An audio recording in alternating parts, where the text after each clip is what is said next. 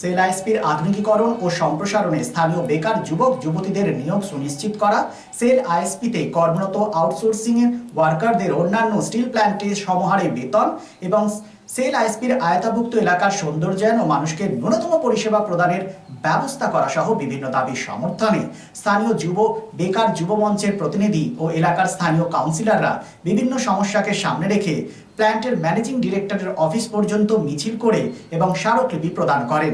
উপস্থিত ছিলেন কাউন্সিলর অশোক রুদ্র, গুরমিত সিং বোরা, শিবানন্দ বাউরি সহ অন্যান্যরা। বিষয়টি নিয়ে কি বলেছেন কাউন্সিলর অশোক রুদ্র, শোনাবো আপনাদের। দেখুন, আপনারা জানেন যে আমরা দীর্ঘদিন ধরে গত বছরের দুর্গাপুজোর সময় থেকে আমরা যখন এই সেল আইএসপি স্কোর শীর্ষ পর্যায়ের আধিকারিকদের সাথে আমরা বসেছিলাম, তখন থেকে মূলত তিনটে দাবি নিয়ে আমরা এগোচ্ছি। এক হচ্ছে স্কোর এই আধুনিকীকরণ এবং বিস্তারীকরণে স্থানীয় যারা এই আমাদের এলাকায় জন্মেছে, এই স্কোর ধোঁয়া দেখে বড় হয়েছে, তাদের কর্মসংস্থান সুনিশ্চিত করতে হবে। নম্বর 2, যারা ইস্কোয়ে কর্মরত আউটসোর্সিং আমার ওয়ার্কার ভাই বন্ধুরা আছেন, যারা কাজ করছে, তাদের বেতন অন্যান্য স্টিল প্ল্যান্টের সমতুল্য করতে হবে এবং ন্যূনতম 26 দিনের তাদের মজুরি করতে হবে। কারণ আমরা দেখি যে এখানে 20 দিন, 21 দিন, 22 দিন করে তাদের মজুরি দেয়। আবার কিছু অসাধু আমাদের ইয়েরা আছে, ঠিকাদাররা আছে, তারা আবার তাদের মাইনে যখন যায় তাদের পাসবুকে বলে 2 দিনের মাইনে ফেরত দিন। তো এগুলো যেন না হয়। একটা শিক্ষিত ছেলেরা আছে, গরিব মানুষেরা আছে, তারা এখানে কাজ করে। আর যেহেতু আমরা এলাকার সব জনপ্রতিনিধিরা এসেছি এবং সাথে আমাদের 2 স্থানীয় বেকার যুব মঞ্চেরও 2 জন প্রতিনিধি এসেছেন, এবং ইস্কোর যে এলাকাটা যেটা ইস্কোর মধ্যে পড়ে, তার ন্যূনতম মানুষের যে পরিষেবা সেটা যেন ইস্কো দেয় এবং এলাকার সৌন্দর্যায়ন যেন ইস্কো করে। কারণ আমরা কর্পোরেশন থেকে করতে গেলে বা রাজ্য সরকারের অন্যান্য কোনো উইং থেকে যদি আমরা করতে যাই তো তখন আমরা বাধাপ্রাপ্ত হই। তাই ইস্কোর কাছে এটাও আমাদের দাবি যে বাজারের রাস্তাঘাট থেকে শুরু করে, কারণ এই বাজারের যারা আছেন তারা ট্যাক্স দেয় ইস্কোকে, তো ইস্কোকেও তার পরিষেবাটা দিতে হবে।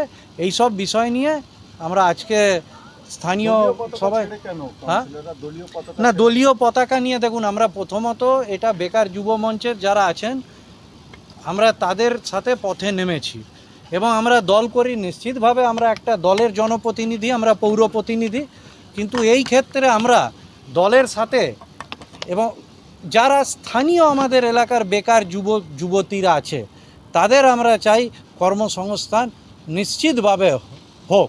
আমরা এখানে একটা পরিচয় নিয়ে এগাচ্ছি, আমাদের স্থানীয় এলাকার ছেলেমেয়েদের পরিচয় নিয়েই আমরা বেকারদের যারা এখানে চাকরি করতে চায় তাদের হয়ে আমরা প্রত্যেকে এখানে লড়াই করছি। আজকে তো বামেদের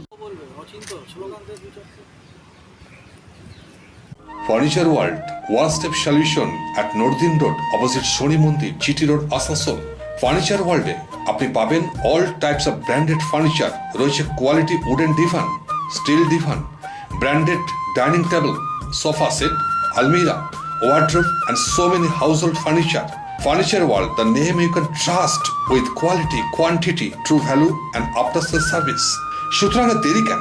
আপনার মনের মতো জিনিসটি নিতে আজই আসুন আসানসোলের বৃহত্তম শোরুম 12,000 স্কোয়ার ফিটের ফার্নিচার ওয়ার্ল্ডে। Furniture world, GT road, opposite Shani Mandir, নর্দিন road, Asansol. Gorandi Public School, an English medium co-education school at your doorstep. Gorandi Public School has 2 campuses. One is at State Bank Road, Gorandi Bajar, Gorandi, Baraboni. And second is at Bodhana, Kenchia, Itapara GP, Baraboni. Admission going on from class nursery to 8 and 9 and 10 only. The school provided smart classes, karate, dance, computer and drawing classes by well-trained teachers. Gorandi Public School ensure quality education with low fee structure. আপনার সন্তানের প্রকৃত শিক্ষার জন্য সর্বদা পাশে রয়েছে Gorandi Public School. Admission open for the academic session 2025-26. For more details, contact 700-148-5011 and 93-325-77235.